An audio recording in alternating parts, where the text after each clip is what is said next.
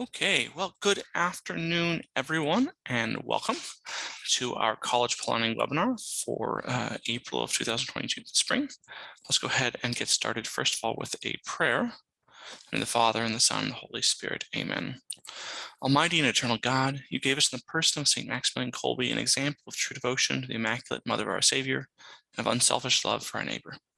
Grant, we beseech you, through his intercession, that we may grow in our understanding of the love of the Immaculata, that we may recognize her presence, her voice, her love, and her power with us, and be filled with an ardent desire and will to fulfill her will in every detail, and thus become sharers and true instruments of her most perfect response to you and the Holy Spirit, through Christ our Lord. Amen. St. Maximilian Kolbe, pray for us. The Father, and the Son, and the Holy Spirit. Amen. Well, again, good afternoon and welcome to everyone. My name is Everett Buyarski. I am the Academic Services Director here at Kolbe Academy, which means I oversee our academic advising team as well as our customer service representatives and a few other things.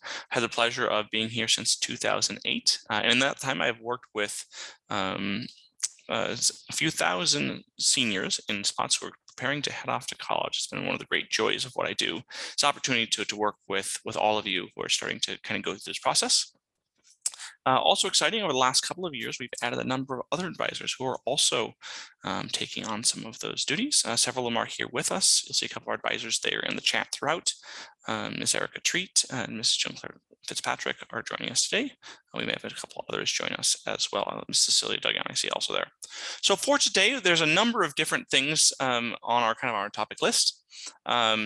You can see there to look at. If you have any questions, do feel free and put them into the Q&A pod there, and we'll work on getting to them as we go throughout. So we're going to talk about timeline, key dates and deadlines, talking about choosing a college, talking about factors in your college applications, and then talking a little bit about scholarships as well. Again, do feel free and get any questions in as we are going along. So first up is the your overall timeline. This is a PDF. We do have a copy of this available. I believe should be. I think you should be able to get this up for you in the chat linked to it. But so kind of basic timeline, again, depending on where you are at in your process. For those of you who are sophomores, this is going to be a great guideline for what you should be heading into next year. For those of you who are juniors, you'll see that you're kind of fitting in partway through this. But again, as the key is, as you're working through this, you should have a plan of what you're going to be doing to prepare for college, wherever you might happen to be in this process. If you're a current senior, you're going to be at the very bottom right of that part with the senior late spring. There we are in the April of your senior year. So just do a little bit of looking at that.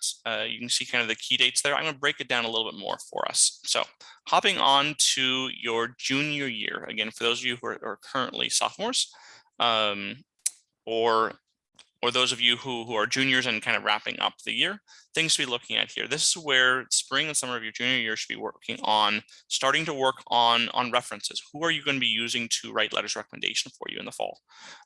These are great people to be thinking about if you're taking any of our online classes right now, you're taking any college courses, you're working with a tutor.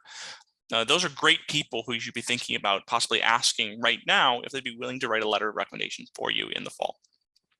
So do take a look at that. You should also be working, if you haven't already been speaking with your advisors, your family advisor about your plans for what you're going to be taking next year as a senior.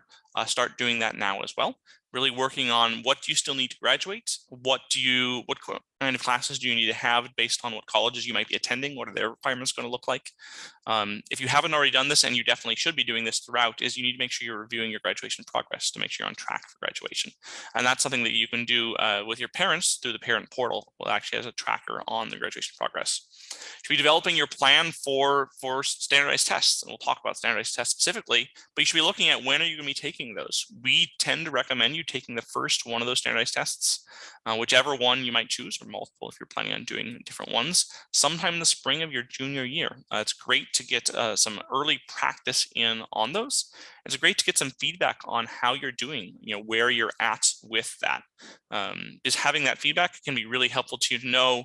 Once you have a baseline of your scores, you know that you have a certain score on the ACT or on the SAT or the CLT, you can compare it to some of the colleges that you're looking at to see what their expectations are. Where do you fall relative to where the average student might be for that school?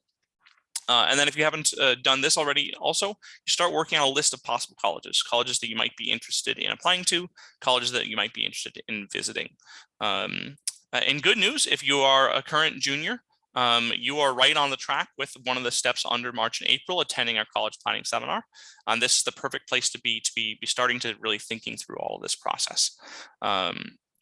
I'd also recommend, if possible, if you are a junior and you're heading into the summer of your junior year, take a look. Are there any colleges that you can visit, or any summer programs at some of the colleges you might be interested to be worth attending? This is the time to be thinking about those sorts of things. If you have any AP tests from any AP courses, you're going to be taking those coming up here in the next month or so. One of the big things is in May and June, as you're wrapping up your junior year, please make sure to work with your parents. And again, by the time you're at this level point in your high school careers, you should be working with your parents on this. To be working with them to submit your grade reports, the portfolio of all of your samples, off to Kolbe shortly after you finish the semester. The sooner you can get that into us, the sooner we're going to be able to get those processed for you, which means your transcript is going to be the most up-to-date possible. It'll have all 6 semesters of your high school career on it and ready to go. And that's really important, because what you don't want to be doing is waiting until September or October to get those into us. But then it's going to take us some additional time to process them and get them ready, right at the key time that you're going to be wanting to be working on those applications. So get those in as soon as possible. And again, I'd recommend for all of you students, this is something that you should be starting to work on as you're heading into your junior and senior year, that you can be taking responsibility for some of these parts of your education. If you don't already have a Parchment account, Parchment is the service we use for transcripts. We'll talk a little bit about it. Work on creating that account, and again, using a student email address. And we'll talk about why that is coming up. If you haven't already asked, as you're wrapping up this summer, if you haven't already spoken to the people you'd like to write your letters, you need to be doing that by the end of the summer at the very latest. It is just as a matter of courtesy and respect. You really should be interacting with them and working with them a good month to 2 months in advance of when you might actually need that letter, to give them the time so that you aren't putting them under the gun of trying to get something done for you in a rushed fashion. And then you'll be working on this fall, working on deadlines, thinking about essays, working on application timelines, which will then take you into the fall of your senior year. This is when things really start the rubber hits the road, as they say. There in September, not only are you going to be starting classes there in September, you're going to be working on your essays and your applications. You're going to start to submit applications as you're able to get them in. If you need some more standardized tests, you need to take the SAT or the ACT again. You're going to want to make sure you're planning to do that in September or October, so you can get that in and get those results back early on, so you know where you stand. And if you're not already looking for scholarships, you're going to want to do that. But as you can see, the senior year timeline can be pretty packed, which is why we really recommend taking advantage of this summer, which tends to be less busy, to work on as much of this as possible. Get that done right now while you've got some time to do it, before you get into the business for your senior year of high school. And again, for those of you who are sophomores joining us, you can already be thinking about this. This planning is realizing that if you can start working on some of these aspects upcoming next year during your junior year, that's going to make your senior year a lot easier. So you're not scrambling again there at the last minute. October and November is peak season for working on those college admissions and working to get them in. The sooner you can get them in, the better. It's going to just get them in so we'll get something off your plate, especially if a school is rolling admissions, which some of them do. If the sooner you get them in, the sooner you're going to hear back from whether or not you're accepted. But you'll want to be really cognizant of the fact that there's some common dates and deadlines. Very commonly, you'd be looking at December 1st, December 15th. Some of them might be out into January. And if you're planning on doing any of the early options, which we'll talk about here, those tend to be in October or November that you have to get them in for. So that's why you're going to want to be working on those applications well in advance. In the winter of your senior year, you're going to be finalizing all of those regular applications that you're working on and getting them turned in. And if you have the opportunity to work on getting those scholarship applications in early, the one thing you don't want to be doing is if there's a scholarship that's due February 1st, you do not want to be waiting until January 29th to be trying to get that done. You want to be getting that in as soon as possible. And again, the other piece of that is scholarship people, they appreciate the materials coming in early. They don't like having to scramble to track their things down either. So just as a matter of respect, get them in early so they're available to them. As you are wrapping up, just like as we're mentioning with wrapping up the second semester of your junior year, as soon as you're finishing up that first semester of your senior year, you should be working with your parents to track down any samples that you might need for any courses that aren't online with us. So you can get those turned into us along with the rest of that grade portfolio, so that we can process it as soon as possible. Typically the first semester will usually end sometime there in January. So really, we'd recommend trying to have all of it into us by the end of January at the very latest, if at all possible. Because if you can get that in, that's going to get you that first semester processed and done. Because colleges typically are going to want to see that mid-year update called the mid-year report.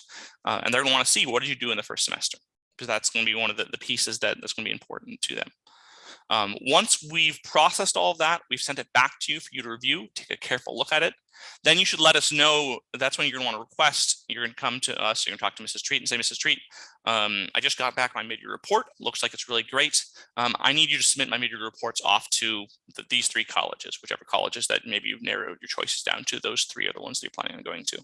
So you need to let us know, because anyone who's doing, while our online courses end at a specific time every year and all those grades come at the same time, with people who are doing any of our asynchronous options, the homeschooling or the self-paced, those can end at any time. So we don't have a way of knowing when you're satisfied with the way your grade report looks. So you need to let us know that you're happy with what's been done, you're happy with where it stands, and you're ready to have us sending that off. You're going to want to be tracking your acceptances, your rejections, wait lists, your financial aid, keeping an eye on all of that.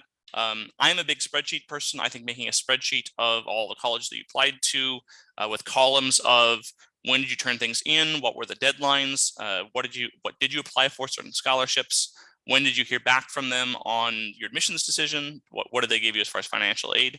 I'd recommend keeping something, all of that together. Whatever it is, come up with a plan that's going to work for you so that you can keep track of that, because you're going to want to be able to use that as a part of your process. And then as you're wrapping up your senior year, keep those grades up. It can be really tempting that last bit of the school year. For anyone who's still a senior in here right now, you're looking at it, it's April, and you go, I've only got 6 weeks left or 8 weeks left. It can be really easy to start slacking off. Stick with it, finish strong. While it doesn't often affect things, a week finishing your senior year can affect your financial aid packages and can even affect your admissions decisions. So that's something to be aware of. It doesn't usually happen for Kolbe students because they're able to do well enough, but it is a possibility. So really work, finish strong, get through it, get it done. And then after you've got it done, again, work on getting those things into us as soon as possible so that we can wrap up your transcript for you. And then turn in your graduation application, also known as a diploma request. Fill out our graduation application online that you're requesting to graduate, so we can have our advisors review the requirements to verify that you meet the requirements for graduation. And from there, we'll then be able to list a graduation date on your transcript. And the graduation date is the last piece colleges need to see on your transcripts for you to be fully admitted and for you to be able to register for classes, both in the first and the second semesters. It's becoming less and less common, but we still run in situations where a student forgot to turn in their final transcript to their school with that graduation date on it. And the school might put a hold on their course registration for the spring semester there at college. And what that means is that push you way to the bottom of the list when you're trying to get into all the courses you want. So get that graduation application turned in there in June, whenever it is you're wrapping up your school year. Get it into us so that we can get that processed, we can get your diploma issued, and you can be officially graduated from Kolbe. Okay, so a few things here as far as some typical deadlines and talking about early opportunities. There's kind of 2 main options when it comes to applying early to schools. They're called early decision and early action. And most schools have common verbiage on these, but you always want to make sure you check what each school's rules are for their early process.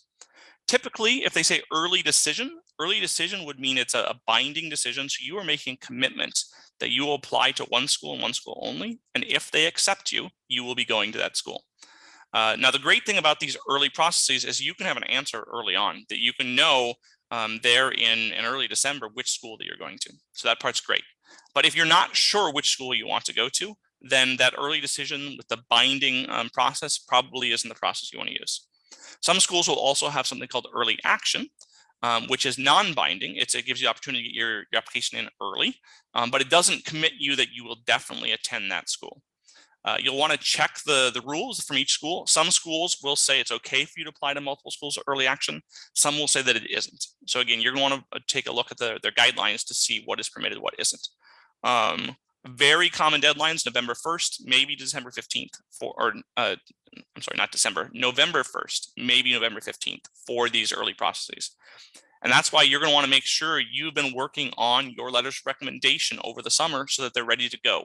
You're going to want to make sure you've been working on your activities lists, your resumes over the summer so that they're ready to go, that you're working on those essays, those application essays, so they're ready to go. So you don't have to be scrambling to do all of those things in the first 6 or 8 weeks of school. So that's something that you don't want to be doing. Again, typical deadlines, typically November for the early process, and then sometime December, January for the regular process. Oftentimes the 1st to the 15th, sometimes the end of a month. But again, every school is going to have different deadlines. You want to make sure you're paying attention to that and check out each one of them that you're planning on, that you're interested in. Okay. Let's take a kind of a step back. A lot of what we just ran through is some pretty standard things that everybody's going to tell you about. You could go to a college planning session at just about any school, and hopefully they're going to tell you all of those things that we just talked about. The number of schools here in the United States who are going to talk about these things, I suspect you can count on the fingers of one hand, maybe 2 hands, who are going to talk to you about this. So I want to take a step back here. Hopefully a number of you had the opportunity to join us for our great vocations retreat this past year. Stay tuned. We're going to have another student retreat coming up next year, focusing on vocations and spiritual growth and discernment. That'll march at the end of March next year. So stay tuned for that. Hope you had a chance to do that. But I want you to think about the fact that discernment isn't just about discerning your vocation, discerning what God is calling you to, whether he's calling you to the married life, to the single life, to the religious life, to the priesthood, whatever it might be. Discernment is well, that is a type of discernment. That's not the only discernment. And we'd really encourage you here at Kolbe to think about this process of attending college as a discernment process. Specifically, where is God calling me to be? Now, the one of the things about discernment is it's easy for us to look so far ahead that we start thinking about, where is God calling me to be 5 years from now? Does God want me to be a priest? Does God want me to be married? Does God want me to be working in a certain field? And while it's okay to do some of those things, the further away it is from right now, the harder it is to discern something. So I'd really encourage, rather than trying to discern what is God calling to me to be 5 years from now, which would be probably after many of you have graduated from college, if you're a senior heading into things, rather than that, focus on where is God calling me to be this coming fall. If you're a senior or junior, it'd be six further out. It might be 18 months out, a year and a half out for you. And the reason for that is that's a lot more immediate. And because of that, it tends to be clarifying that rather than trying to figure out what does God want for me way down the road, I just need to figure out if it's as I'm trying to make my final decisions there in March or in April about which of the schools that I've been accepted to I want to go to. It's a lot easier to focus on just where do I need to be this fall? That's 6 months from now. That's a decision that's more approachable. It doesn't feel so big. And the nice thing is you also don't need to worry about the fact that decision is not committing you. There are many people who will start at one spot and will end up in a different spot altogether. Whether that comes to colleges, whether it comes to vocational discernment, whatever it might be. And the one thing you can rely on is if you've been really using this process throughout, God is going to use whatever you have taken for your good. Just as an example, I spent 2 years in the seminary, my sophomore and junior years of college. I discerned into the seminary, spent 2 years. They were 2 phenomenal years for my development. And I discerned that I wasn't called to be a priest. But that doesn't mean that I wasted my time during those 2 years in the seminary. In fact, those 2 years in the seminary have made me a better husband and a better father, and I think a better employee. I am better for having done that. So if you're using this process, you don't have to worry about making the wrong decision and it ruining things. As long as you're prayerful throughout, you're focused on it, God is going to find a way to use all of that. So Pay attention in prayer. Where's God calling you?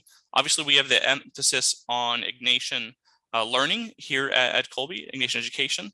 But I think this would be a great time for you to really spend some time in discernment and prayer, and really even focus in on some of the principles of Ignatian discernment, which deal with consolation and desolation. And really, that's a whole separate topic. We're not going to dive deeply into that today.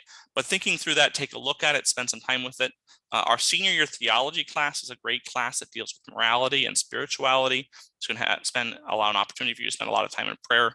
For those of you who are juniors heading into next year, that'd be a great course to be spending some time doing some of these things.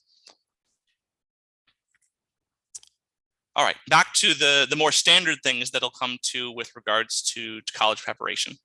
So some of the common factors you're going to be looking at, you're going to be wanting to thinking about as you're working on choosing college is, and again, this is where I think I would recommend a spreadsheet, because that's kind of the way I'd like to organize my thoughts to think through them. You can use whatever process you want, but you want to take a look at what are the financial costs of attending this university? Where is it located? Both as far as distance from your current location. Some people would like to attend a school that's close by. Some people would like to attend a school that's on the opposite side of the country. Some would prefer something intermediate, but also the setting. Where is the school located? Is it in an urban setting? Do you want to go to an urban setting? Is it in a rural setting? Would you like to be in a rural setting? Is it suburban? What does that look like for you? I can tell you, I grew up in a town of about 35,000 people. I had no desire to attend a school that was set in the middle of a large city. If the city has 800,000 or a million or 2 million people, I didn't want to be in an environment like that. That just wasn't going to work for me. So any school that was like that was just crossed right off the list. They just weren't even on the list for consideration. So whatever those factors are for you. Similarly, size. The schools come in many different sizes. There are small liberal arts schools that have a couple hundred students at them.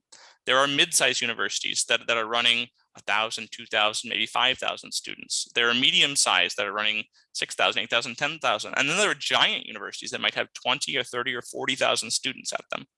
Again, for me, back when I was going through this process, I crossed off all those giant universities. I didn't want to go to a university that has as many students as my entire town did. It just wasn't the right fit for me.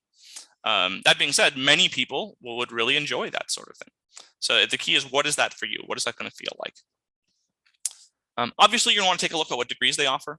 Now, one thing is, I'd say don't get too hung up on this piece. The number of students who changed their majors in college, I haven't looked at numbers recently, but it's really high. It tends to be, it's over half of the students who enter with one major tend to switch to a different major.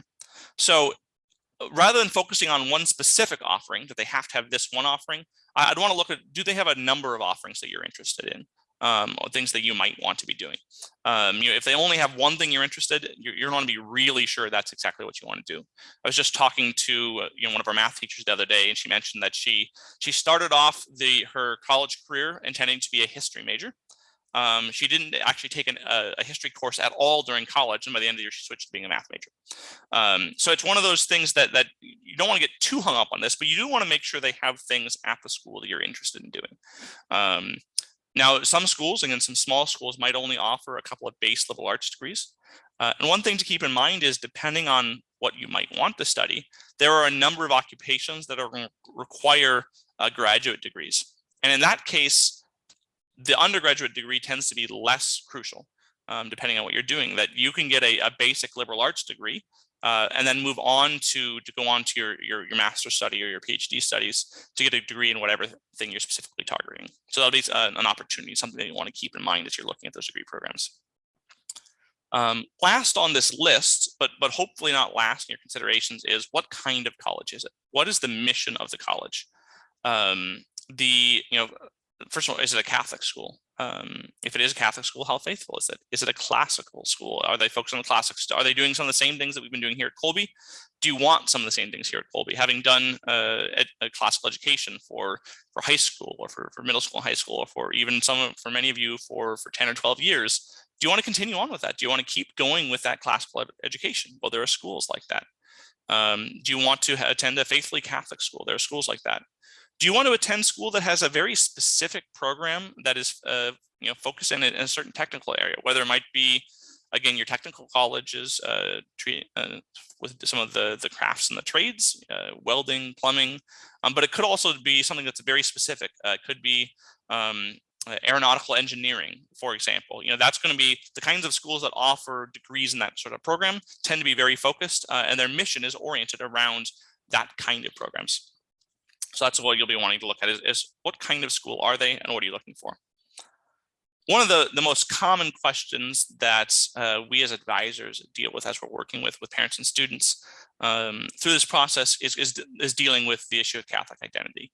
It's an unfortunate reality that not every college university embraces their Catholic identity in the way that we'd really like to see them do so.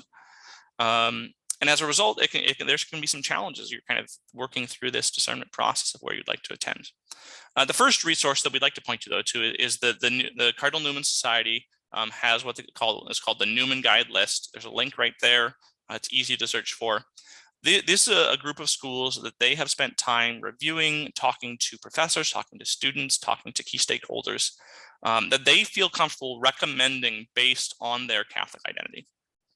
So if Catholic identity is something that is crucial to you, that's the resource that I would start with to take a look at this. Now you're going to look at these list of schools: Ave Maria, Benedictine College, Catholic University of America, Christendom, John Paul the Great, Magdalene, Franciscan, Holy Apostles, University of Mary, University of Alice, TAC, St. Thomas, Wyoming Catholic. There's a number of schools, as you can see, on this list that are great, and you may know that you may recognize some of those if you attended our college fair last fall.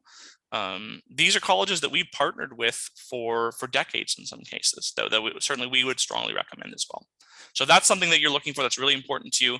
Start at least by checking that list. Now that doesn't mean that this is the only place that you can find solid Catholic identity, but it means that these are the places to at least start with. Now, when it comes to other Catholic colleges and universities, the situations on their campuses may vary. But my experience has been that even if the overall identity of the school may perhaps not be as strong and robust as we might like, that there are almost always communities of students on those campuses who work hard and they fight for their Catholic identity, they fight for their Catholic faith, and they build an intentional community. I had the opportunity to attend Gonzaga University in Eastern Washington. While it is a very good school, solid academics, and I was fortunate to attend at the time that Father Spitzer was the president. There were challenges for Catholic identity on campus, and one of the most important things for me was the presence of a solid fellowship there, a group of students who work to support each other, to build each other up, to guide each other. And that was one of the key pieces for me as far as the importance of really not just maintaining in the faith. Sometimes we say, well, I don't want my student to lose the faith. Well, that's a really low bar. Not losing the faith is we should be striving for more than just not losing the faith. Hopefully, what we're shooting for is we want our students to grow in faith. We want all of you as students to grow in holiness over the time that you are in college. And to do that, you're going to need to have other people that you can be with. It's really hard to grow in faith on your own. God didn't create us to do that for most of us. So other Catholic college universities, the biggest thing is you're going to want to talk to people who are there. If you happen to know students who are there, talk to those students. If you have the opportunity to visit the school, go and visit the school. And when you're visiting the school, are there any daily masses? If the answer is no, there are no daily masses, that's not a good sign for the Catholic identity of that school. If there are daily masses, attend the daily masses. And again, if there aren't any students attending the daily masses, that's probably not a good sign as far as the Catholic identity of the school. That being said, most Catholic colleges, even those not on the Newman list, have regular daily masses. And there are students who are at those daily masses. And the students who are at those masses are going to be the ones who are going to tell you what it's like to be a Catholic on that campus. What is the experience of Catholicism there? Is it something that you can work through? Because people know that I attended Gonzaga University, people often ask me about, would I recommend Gonzaga? And my answer is going to be, it'll kind of depend on what, who you are as a student, or, if you're a parent, what your student is like. If you're the kind of student who thinks that apologetics is fun, that enjoys defending the faith, who enjoys being a part of that, who's going to be strengthened by the fact that they're going to have to defend their faith, then a school like Gonzaga University, where you're going to have to do that in the classrooms, can work for you. If on the other hand, you're a solid, faithful Catholic, but that's going to be a struggle for you. You don't enjoy getting into debates about that. You don't. It can be challenging for when people really press you on issues, when they surround you with things that aren't maybe in keeping with teaching the church. If that's not something that's going to be good for you as a student, then you probably don't want to look at one of these schools, on that list, because that can be a real struggle. While I grew in my faith in my time at Gonzaga, one of my good friends did not, and very much diminished in her faith, which was a very sad thing. Now, Catholic colleges who are on the Newman Guide, or Catholic colleges that aren't on the Newman Guide, are not the only options here for continuing your faith life in college. There are a number of non-Catholic colleges. So state tends to be state schools, but sometimes also maybe Protestant non-denominational colleges, private schools, that have excellent campus life programs and Newman programs. If you're interested in more about those programs specifically, our podcast recently did a segment on this. So I'd recommend pulling up our podcast, looking for the episode that deals with campus life at non-Catholic colleges. It's a great listen, great resource. But similar thing is go visit those campuses, find where their Newman program is, find what their campus ministry office is, go to daily masses, talk to those students, find out what it's like. Again, there are a number of them that are on a list. Arizona State University has a great one. The University of Illinois has a great one. University of Nebraska has a great one. We have a good relationship with the people at Georgia Tech. We've had our graduation there on campus. They've got a good one. Texas A&M University is a fantastic one. The bishop of the diocese I live in used to be the head of campus ministry there at Texas A&M. They've got a great program. So there are a number of really good programs. So you can go to a school that it isn't a Catholic college, but you're going to find the support that you need to have. So check those out, things to be aware of as you're going through this process. That we would recommend, at the very least, check out some of these Newman Guide schools. We think they're great schools. We think that you should take a look at them, but they may not be the right fit for you. There are other options where you can still have the support that you need to continue to grow in the faith besides these schools. Okay, now that you've gotten to the point of deciding what schools you think you might want to go to, now it's time for you to be thinking about what are colleges looking for on your applications. What are the key pieces that they're going to be looking for? And again, this would be something where if you want to go more in depth, definitely speak with one of our advisors. They can talk you through some of these things. Again, Mrs. Treat would be happy to talk with you. One of our new advisors, Mrs. Dugion, spent a couple of years working in the admissions office at the University of Dallas. So she can offer you some, kind of front and center on what it was like from that side of things. So first and foremost, they want to know, what did you take? What did you do in high school? What courses did you take? How difficult were they? How many of them did you take? Did you do a full load of subjects all 4 years? Did you tend to do a lighter load at certain points in time? Did you take any honors courses or any AP courses? Did you take some of the challenging courses that Kolbe has to offer? Many of the, especially those Newman Guide schools that we've been working with for 10 or 20 years, they're really familiar with the courses that Kolbe offers. And so as they see you doing some of those Kolbe courses, they're going to know what that might mean. Follow on, not only do they want to know what you took, they want to know how well did you do in them. That's where your GPA comes into place. Most colleges these days will look at your weighted GPA when it comes to at least the admissions process. And Kolbe does offer a weighted GPA for honors or AP courses. But some colleges will still use an unweighted GPA, or they'll have their own means of calculating GPA. And very commonly, they may unweight them as well for some scholarship competitions or awards. So those are things to be aware of. Some will use weighted, some will use unweighted. They'll do things differently, but the important part is take challenging courses, do well in those courses. Those are definitely the kind of the two things to start with, bread and butter. Now, test scores. Test scores have been de-emphasized in at least some college universities over the last few years, but not always. And it's always a good idea to have test scores, to be able to provide those, to be able to send them off, to take advantage of those. So we'd recommend doing that, and we're going to talk about standardized testing as one of the topics coming up. Letters of recommendation we mentioned earlier. Again, those are very important. Letters of recommendation are going to be important for you, again, and get on those early on. If you're a junior right now, be thinking about them, be ready to ask people, so that you don't have to be going and talking to one of your high school, your teachers your 12th grade year, or one of someone else that you've worked with and say, I'm sorry, I have a recommendation letter I need it turned in 4 days from now. Just as far as respect, it's a disrespectful thing to do. It's also going to be not going to produce a very good letter for you. Finally, activities and awards. Activities and awards are really important. And I'll talk a little bit more about activities and awards, kind of what that piece looks like for you as you're going through the process. It's not quite the same that people might think it is. The biggest piece is, sorry, they're going to be looking at, again, you as a whole person, and they're going to be looking at some different parts of it. They're going to do some breakdown things. Okay. Subject requirements. Every college has their own set of requirements for admission into them. Some of them are flexible, some of them are not. So sometimes a college might say, we'd like you to have this, but it's okay if you have less. Other colleges will say, if you don't have this, then you're not getting in. So these are some very common requirements that'd be out there. They're not every single school has them, but something that you want to be considering and thinking about. So 4 years of English is very common, 3 years of math, at least through Algebra 2, 3 years of science, including some lab sciences, 3 years of history, either 2 or 3 years of foreign language. Many colleges differ on that. And then some colleges will have some fine arts requirements. Having more is always better. Having more of these things is always a good thing. Having honors or AP courses is also always a good thing.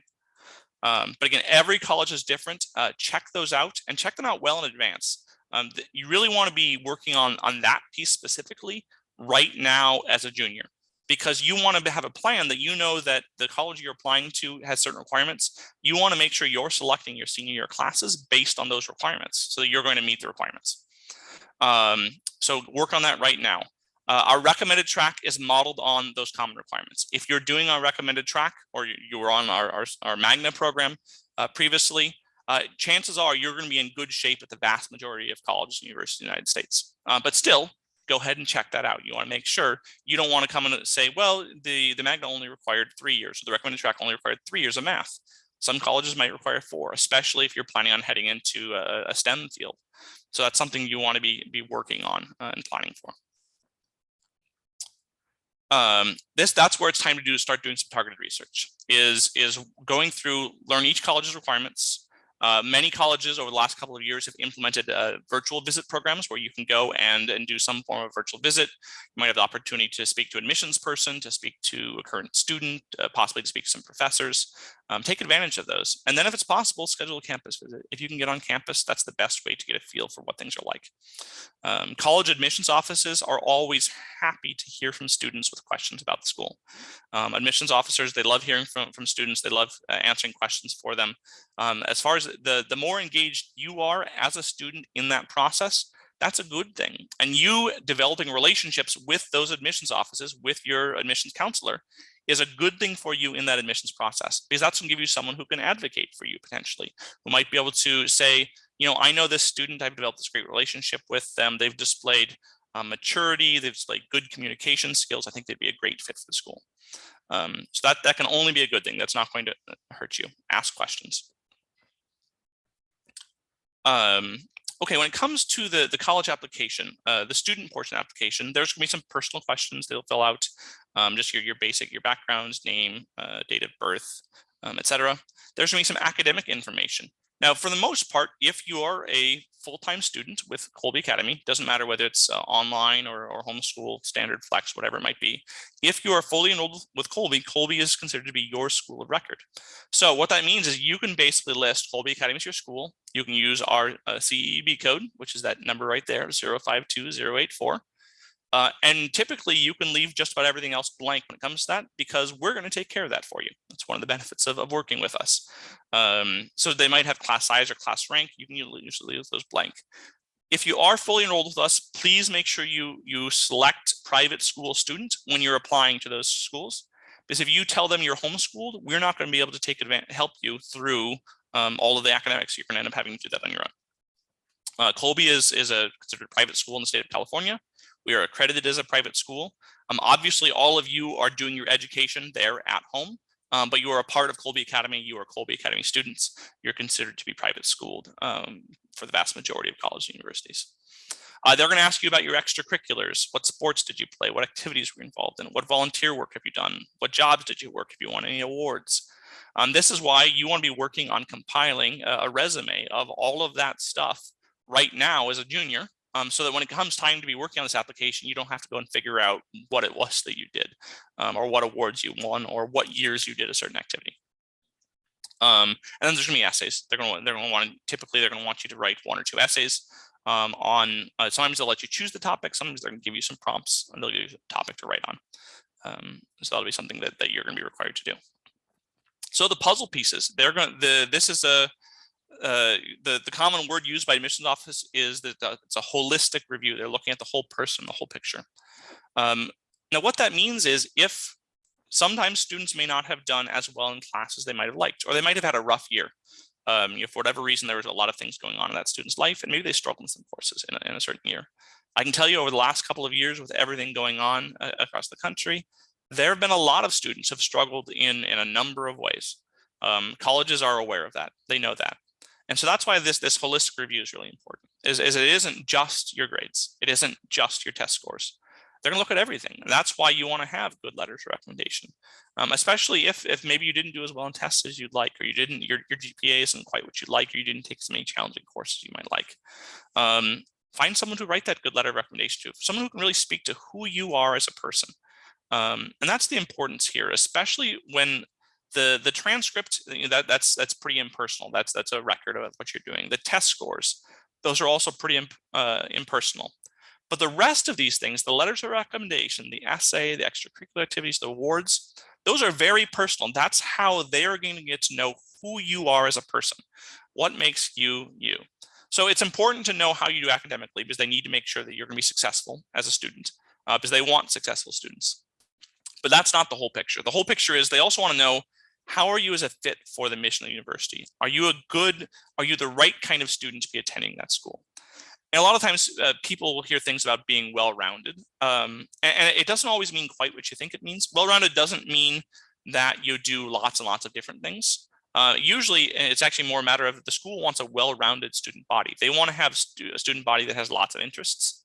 That doesn't mean that they need every student to have a bunch of interests. If you're looking at going through the process, and you're a student, you played baseball for a year, you did a year of track, you worked and you had a volunteer program that you did for a year and a half, and you did 2 or 3 other activities. That's a lot of activities that took up a lot of time, but there's not really any focus there. There isn't anything that's going to stand out to them, to tell them about who you might be as a person. They tend to be a lot more interested in what did you spend your time doing? What did you invest in? What were you passionate about? What things did you have leadership opportunities in? That you were a part of a club, and over the course of your 3 years or 4 years in high school in that club, you grew from a regular member up to leadership positions, and you're the vice president your senior year. And what has it meant for you to be vice president of this club, and what has that done for you as a person? That's the only thing that's going to stand out to them. So really, rather than having a bunch of little bits and pieces here, there, and everywhere about things that you've done, what are a couple of key things that are going to really stand out? They're going to be spikes that are going to help someone remember who you are. Similarly, for those essays, finding that you want an essay that's going to stand out. It's going to help them remember you, help them identify with who is this person. And you're going to want to target that essay towards the individual school that you're writing for. Many of you as students are maybe looking at attending some of those Newman Guide schools. And this will probably come as no surprise, but Kolbe students tend to love Lord of the Rings. It's very popular. That being said, if one of the prompts is what's a book that's really impacted your life, and you're applying to Thomas Aquinas College, Wyoming Catholic College, Christendom, any of those liberal arts schools, and you write an essay about Lord of the Rings, your Lord of the Rings essay had better be the best Lord of the Rings essay they've ever read, because they received lots of Lord of the Rings essays. So you're going to be better off choosing something that they're probably going to be maybe less familiar with. There's, even if that series is your favorite series of books in the entire world, is there something else that you also really liked that was really impactful to you? One of the benefits of being with Kolbe is you've read a lot of books over your time with Kolbe. Was there something else that was impactful? They probably don't receive nearly as many essays about some of the other texts that we read as they do about Lord of the Rings. So was there something else that stood out to you that you were reading? Was there something, maybe one of the books that you were reading senior year, you were reading Introduction to Devout Life by St. Francis de Sales, and that stood out to you? Well, they probably don't receive a lot of essays about that book. Were you reading going through and looking, and reading the Divine Comedy that stood out to you. What was it that jumped out to you? You're going to want to be able to write about something that's going to appeal to them. Similarly, depending on the university, what might be a good essay for Wyoming Catholic College or TAC or Christendom or Ave Maria might not be as good of an essay for the engineering program at Texas A&M. So you're going to want to tailor those to really focus on who are you in the context of the mission of this university. Similarly with your extracurricular activities, Catholic schools will be a lot more interested in the fact that you spent 8 years altar serving, and you were the senior altar server and helped plan a number of liturgies than a non-Catholic school. So that's something you should be aware of, is thinking about what are you trying to emphasize for them? Who are you trying to show them? So that when they do their review, their holistic review, trying to get to know who you are, they have the best picture of, are you a good fit? Are you someone that we really want to have on this campus? Because what they'd really like to have is not every student on the campus is interested in 8 different things. What they really want is every student on campus has a couple of interests that they're really passionate about. And then as a result, they end up with a vibrant campus that has lots and lots of different things going on, because there are people who are individually passionate about 1 or 2 things. Okay, standardized testing. Standardized testing is it's a pretty common question that we deal with. You as a student, and I can't emphasize this enough, parents should not have to book your standardized tests for you. As a student, this is something that you should be capable of doing. It's all online these days. You can go on a computer, you can find out what are the testing sites near you. You can select the times, you can select the locations. This is something that you should be working on. Obviously, you need to coordinate with your parents. You may need some payment. There may be some other details here, but you as a student, as a strong, independent Catholic homeschooler, should be capable of booking your own standardized tests. There are really kind of 3 big ones when it comes to standardized testing: the SAT, the ACT, and the CLT. The SAT and the ACT have been around, it feels like, forever. Those are kind of the 2 big ones that are the most well known. In general, they're pretty similar. You've got all these bubbles that you fill in. They've got some different sections. The ACT includes a science section, which the SAT doesn't have. So if you as a student excel in science, you might want to consider taking the ACT just to see if that helps your score at all. But pay attention to what the college or university requires. Some schools have gone test optional, that you don't have to take any tests. Others might tell you that you need to have they need an SAT score or they need an ACT score. Others will tell you they're fine with any score. The CLT is a newer test developed over really the last several years. It's called the Classical Learning Test. As you might gather by the name, it is a great fit for Kolbe students. Rather than just being some of these very basic questions that are formulaic that are used in SAT and ACT, there are long passages that you're going to be reading and analyzing and answering questions about. Kolbe students do very well in the CLT. The schools that accept the CLT are schools like most of the Newman Ed colleges accept it. Many other private schools accept it. So take a look at that. If you're planning on applying to schools that accept the CLT, I'd recommend doing that. We even have some discounts for you that we send out periodically throughout the year. That'll give you some discounts on taking that test. AP tests. AP tests are offered in May every year. AP tests are designed to demonstrate college level proficiency in a particular subject area. You don't have to have taken an AP course to take an AP test, but the AP courses are designed to prepare you for those tests. So if you're not taking an AP course, but you would like to take the AP test, make sure you do some research on what's going to be on that test. There are a lot of resources out there online that can tell you, give you some options for what is available, what you're going to need to know to take that test, and then you make a decision about that. Because Kolbe we are a homeschool, we don't have any students who are on campus. We do not offer AP testing ourselves. So if you're planning on doing AP testing or similarly doing PSAT testing, those registration for those is done online, and you need to do some looking to work to find a seat for them. And you want to be working on that early on, well before the actual testing time. There are some resources there. I think Mrs. Tree can probably pull the links for both of those to put them there in the chat, so that you have a link that you can work on finding where would you find a place to take the PSAT, or where would you find a place to take the AP tests, if that's something you're trying to do. One last thing to note is if you're hoping to participate in the National Merit Scholar competition, you need to take the PSAT the fall of your junior year. That's the test that qualifies you for that scholarship competition. And so that's why you might want to be doing some research to find out where to take that if you have students who are a current sophomore, for example. The common application, something that we really want all of our students to be aware of, is the common application. It has over 700 schools. It is the most widely accepted application in the nation. It offers the ability to send your transcripts for free. There is a fee using the main service we use, but it's free going through the common application. Again, you'll want to make sure you choose Kolbe Academy as your school using that code 052084, and then list your advisor as your counselor. So if you've been working with Mrs. Treat, list her as your counselor. If you've been working with Ms. Dugyan or Ms. Fitzpatrick or Ms. Leatherby, list them as your advisor, as your counselor on there, put in their email address. It'll automatically send them a link that they'll be able to do this for you. And what they'll be working on is they'll be doing the school details. They want to know how big is our class size, how many students are graduating with, what does scheduling look like, how challenging is the curriculum. We upload a copy of our school profile. We'll provide a copy of the transcript to them.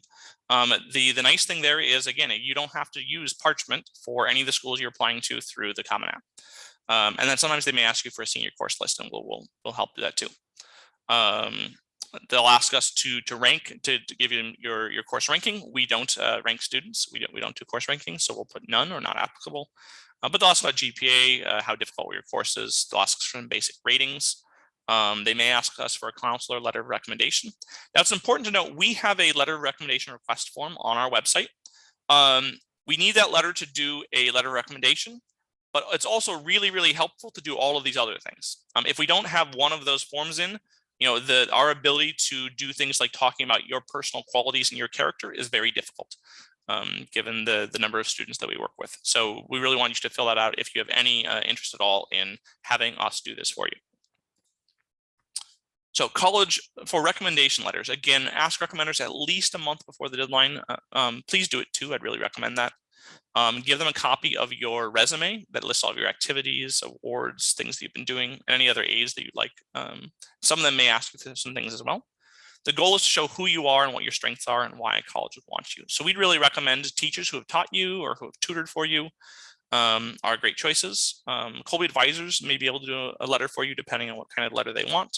Parents, coaches, a volunteer supervisor, or work managers can also do letters. Each college will tell you what they want to see. So start off with just asking them if they'd be willing to provide you with a positive reference or recommendation. Some of them may tell you that they have something that they want you to fill out. Some of them may ask you just give them a resume. The one thing you don't do is don't just dump a bunch of information on them. Don't say, all right, here are 10 pages of information. That's not going to be very helpful. Really work on narrowing it down. And don't assume that everybody you ask is going to tell you yes. Some of them may not be able to, depending on the situation. There are already commitments. They may say, I'm sorry, I'm not able to do that at this time. Say thank you, move on, find someone else. So requesting letters of recommendation, ask politely, really important. Well in advance, before you list someone as a recommender on your application, don't put someone's name down unless you've already asked them if they're willing to do it. It can be jarring for them to receive an email saying that someone has asked a recommendation if they don't know that they're supposed to be doing a recommendation for them. Email them, call them, contact them in person. After you've asked them and they've said yes and you've given them everything you need, then list them on the form. Don't go just sending things off to people until they let you know that they want to do them. For our counselor recommendation, if you need one from a Kolbe counselor, you have to fill out that letter of recommendation form for all letters of recommendation, whether it's on the Common App or any other form. Fill that form out. That's how you initiate the process. You can find it there on the Current Families tab of our website and get that in. After they've done one, please say thank you. Take the time to write them a note, meet them in person, say thank you, thank them for taking the time to do that. And then one of the things that I can tell you that if we're writing a letter of recommendation, I love hearing back from people. What happened? How did I do? That not only did you say thank you, but one of the best ways to say thank you is telling them, hey, I got into this school that I really wanted to go to. Thank you for your recommendation. Or later on when you're applying for jobs, I got this job. Thank you so much for taking the time to do the recommendation. I really appreciate it. It made a big difference. So your resumes, high school resumes. So one of this is one of the things you're going to want to give to those advisors to have to your advisors, but also to anybody writing a letter of recommendation. First and foremost, please use a template. There are templates everywhere online that you can use for college admission resume, activities resume, high school resume. Microsoft Word has a ton of them. All of you as Kolbe students have access to Microsoft Word. Go through and take a look at their templates. Choose something that's easy to read. Limit it to 1 page. Really important. You don't need to have anything more than 1 page worth of materials. If you can't fit it on 1 page, it's probably not that important. It doesn't need to be there. Start off with your education on top. What have you been doing? In this case, obviously, Kolbe Academy. And then elaborate on the extra things that are important. And remember the requirements. What are we trying to accomplish, with this? When should you start working on your resume? The answer is now. And the answer is now if you're a current senior. The answer is now if you're a current junior. The answer is now if you're a current sophomore. The answer is now even if you're a current freshman. Start working on this. Take the time, work one up, and then update it throughout the rest of your high school career. Having one ready to go is always going to be useful for you, both for this, but also you never know when you're going to in a situation where you're running around your junior year and you hear about this great job. It's going to be part-time. They can make you some money. It's something you'd like to do. If you've got a resume ready to go, you hop home, you print it off, or maybe you have a copy saved on whatever electronic device. You can pull it off. You can submit it right there on the spot, and you're going to be ready to go. You don't have to figure out, how do I make a resume? What do I do? What have I been doing? Any of that. Get it done. Unless you're applying to somewhere that really wants you to demonstrate your high levels of creativity, go with easy to read. Go with simple. Don't go with trying to have a really fancy design. There may be times you might want to do it, but keep that in mind. Okay. So a few other topics here as we're wrapping up. Parchment is the service that we use to process all of our transcript requests, except for those that might go through a service like the Common App or SendEDU. So everything that we do, you can find that on our website. Again, under Current Families, there's a link to request a transcript. When you're there on the page, you'll click on it, you'll create your account. Again, create your account as a student, not as a parent. This is really important because when the student turns 18, the parent account is going to lose access to those records. So if you have a student who's going to turn 18, or you a student are going to turn 18 while you're in high school, you need to have your own account because you'll need the account to finish things off. If you need to later request transcripts when you're off at college and you don't have a student account, you'll need to create one so you can request things. Additionally, as a student, again, as a strong and active participant in your education, you as a high school student should be able to create your own account, manage your account, take care of ordering your transcripts. You just can coordinate with your parents as far as payment goes. So use your personal email address for this to create this account. Once you're in, you'll go to your dashboard and you'll click on credentials. Transcript is a type of credential. Find your school, Kolbe Academy. Do a search. The best way to find us is to look for schools that are there in Napa, California, and then choose Kolbe Academy. Make sure you don't choose Kolbe Trinity, Kolbe Academy and Trinity Prep. That's our sister school. That's the day school. They are not going to have access to your records. Make sure you choose Kolbe Academy. Now, the easiest way to do this is if you click the link on our website to Parchment, it'll automatically attach you to Kolbe Academy. So that's the easiest way to make sure you're in the right spot. Once you've done all of that, you're attached to Kolbe Academy. Then you select go where see what the red arrow is pointing to your transcript. You can view a copy of it if it's already uploaded, and you can click order and you can order a new copy of it. One thing to note is your transcripts are only updated every time you request one. So if it's been 9 months since you last asked for a transcript, your transcript is probably it may be 9 months old, and so it may not have all of the updated information. So you might need to ask for a new transcript before we're going to upload the new one. But you can, under dashboard and credentials, you can click on the picture of a transcript and you can always view your transcript. And there's an update option. You can click update, that'll request an update. We'll upload the new copy to you. If your transcript is ready to go, if you've been doing a good job of getting those documents into us in a timely manner after the end of your semesters, we can process these out within 3 business days. It's pretty quick. If there are things that are missing, there's documents that need to be come in, it may take longer. That's why we really want you to be prompt in getting those into us so that we can have this done and ready for you. Scholarships and financial aid. There are a lot of scholarships out there. There are school scholarships. Some of them are automatic based on merit. They might be based on your course and your GPA. Some of them are department by departments, a math department or a music department or a philosophy department might have scholarships. Some of them are competitions. They may invite you to apply to a scholarship competition. Some of them you can find on the school's website or other scholarship databases. The Newman Guide has an essay contest every year. Our students have done pretty well in that. We recommend you check that out. There are a lot of different search engines that you can use to look for websites. You can check those out and use them.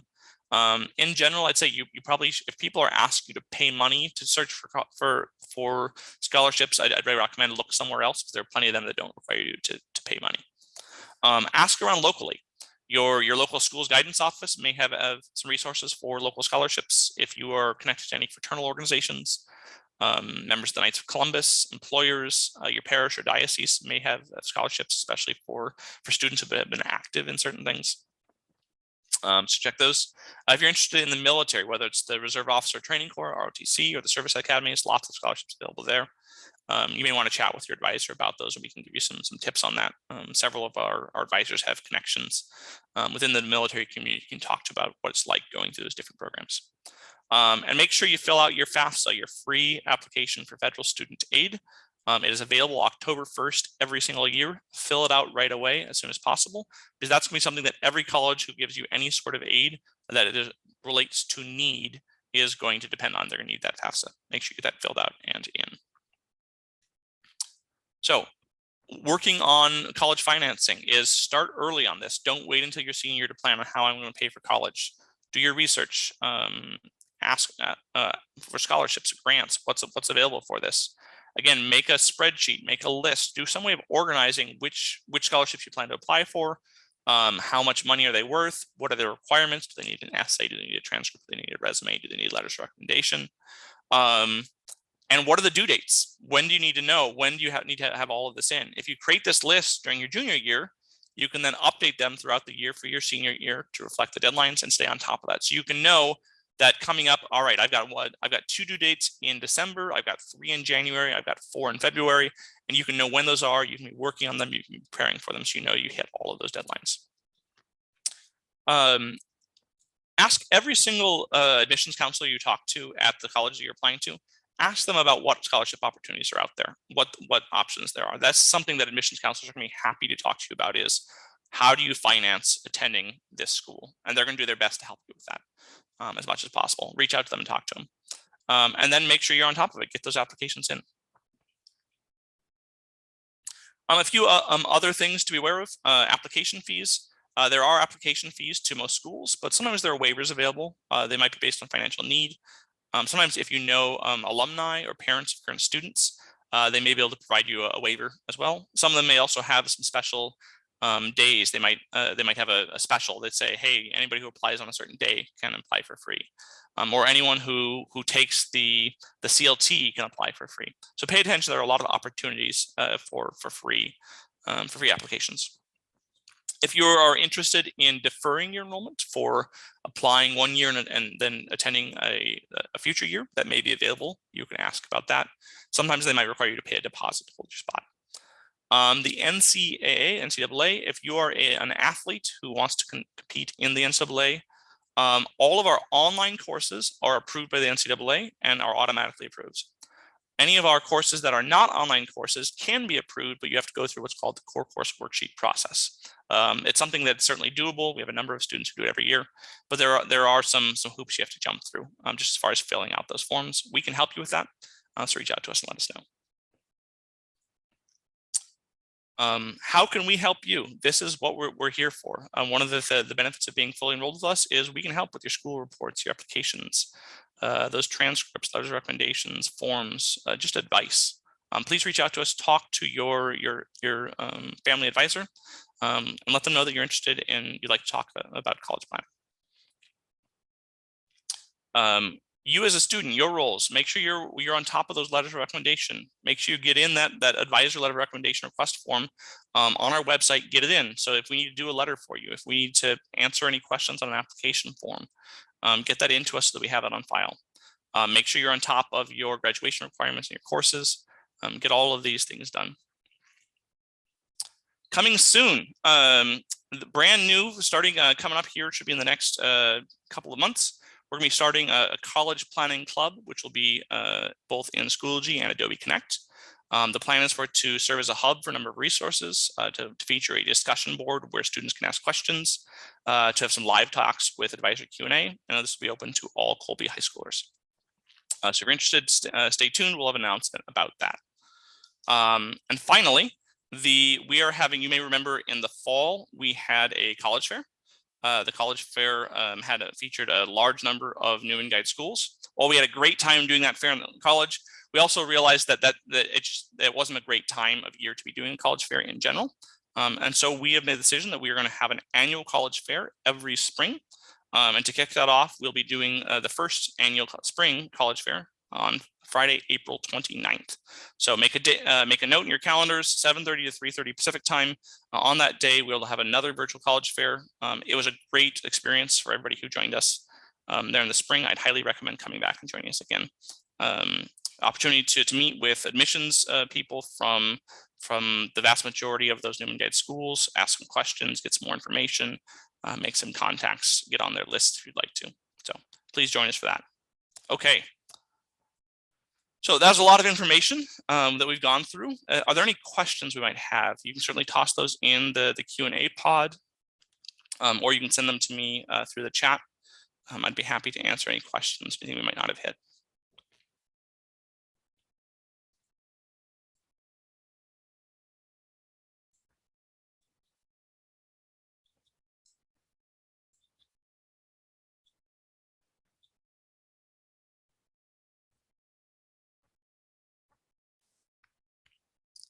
Not seeing anything coming in there. If you'd like to, you can certainly raise your hand as well. If you wanted to do so. Will the recording be available to view? Yes. So this has been recorded. It should be up on our YouTube page and probably our Facebook page as well early next week. So this will definitely be available.